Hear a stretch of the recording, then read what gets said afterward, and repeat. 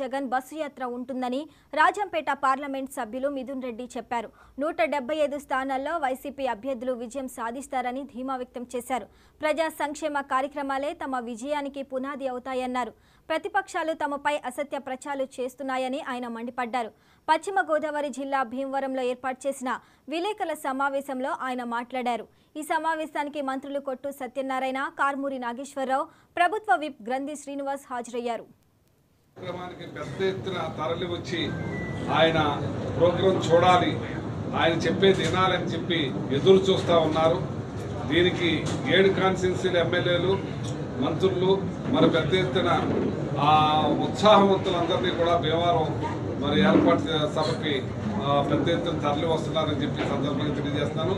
మన పెద్దలు మన ఇన్ఛార్జి 2 జిల్లాల ఇన్ఛార్జి గారు మిథున్ రెడ్డి గారు మరి వచ్చి ఈ సభను గురించి మొత్తం అంతా కూడా వివరించడం జరిగింది.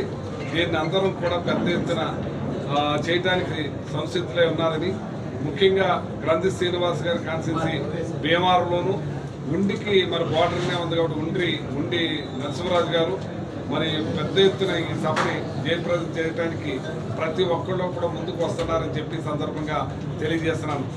వాళ్ళ ప్రతిపక్షాలు సభలు చూస్తూ ఉన్నారు.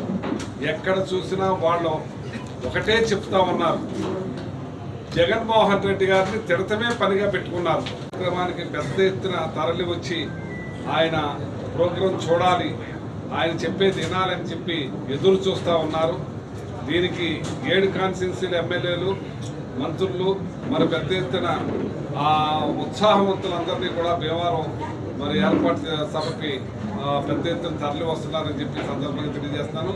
మన పెద్దలు మన ఇన్ఛార్జి 2 జిల్లాల